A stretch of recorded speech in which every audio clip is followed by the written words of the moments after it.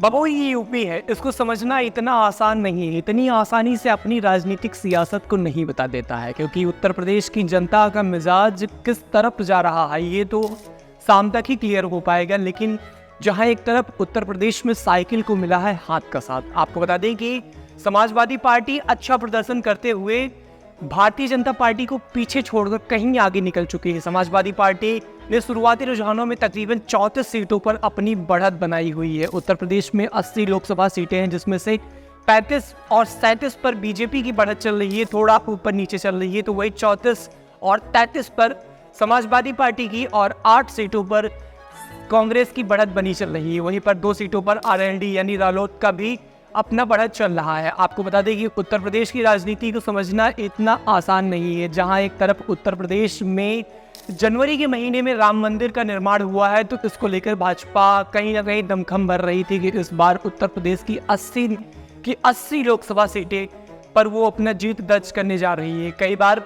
कई मंचों से प्रधानमंत्री नरेंद्र मोदी ने भी इस 80 सीटों को लेकर कहा है कि उत्तर प्रदेश की जितने भी सीटें हैं यानी 80 की 80 सीटें वो सब भारतीय जनता पार्टी की झोली में आ रही हैं। लेकिन इतना आसान नहीं है, क्योंकि बाबू ये यूपी है और यूपी की जनता और यूपी के वोटरों को समझना इतना आसान नहीं है। आपको बता दें कि जिस तरीके से जनवरी में मंदिर का निर्माण हुआ उसके बाद से उसको एक कैंपेनिंग बनाने की कोशिश की गई, और लेकिन वो चीज़ भाजपा के खेमे में अभी तक आती हुई नहीं दिख रही, क्योंकि जिस तरीके से समाजवादी पार्टी के सुप्रीमो अखिलेश यादव और राहुल गांधी ने उत्तर प्रदेश में खेला किया है, अब वो रुझानों में साफ दिख रहा है। आपको बता दें कि 543 लोकसभा सीटों की मतगणना जारी है, जिसमें से 295 सीटों पर अभी इंडिया आगे चल रही है, तो वहीं इंडिया अलायंस यानी इंडिया गठबंधन 230 सीटों पर अपनी बढ़त बनाए हुए है। अब देखना ये होगा कि शाम तक ये रुझान किस आंकड़ों में तब्दील होते हैं। क्या एक बार फिर से प्रधानमंत्री नरेंद्र मोदी अपनी हैट्रिक लगा पाएंगे,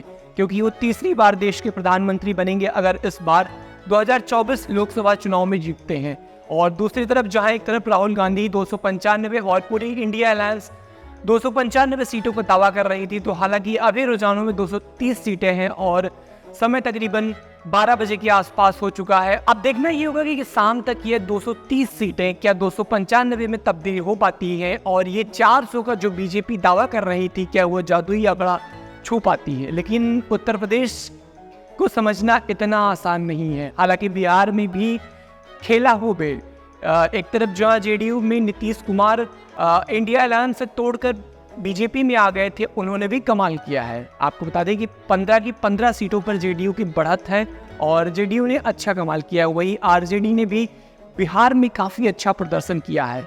और उत्तर प्रदेश की अगर कुछ चर्चित सीटों की बात की जाए तो अखिलेश यादव तकरीबन 57,000 वोटों से अभी आगे चल रहे हैं, और बहुत सारे ऐसे प्रत्याशी हैं जो आगे चल रहे हैं सहारनपुर से।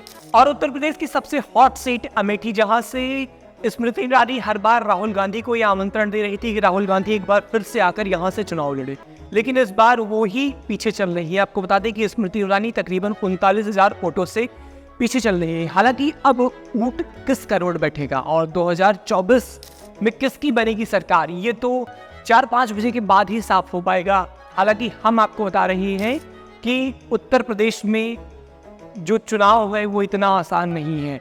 मीडिया का जो भी एग्जिट पोल था वो लगभग अब गलत साबित होता दिख रहा है। हालांकि क्या इंडिया गठबंधन अपनी सरकार बना पाएगा या 2024 में तीसरी बार प्रधानमंत्री नरेंद्र मोदी हैट्रिक लगा पाएंगे? फिलहाल इस वीडियो पर आपकी क्या राय है, कमेंट बॉक्स में अपनी राय जरूर बताएं।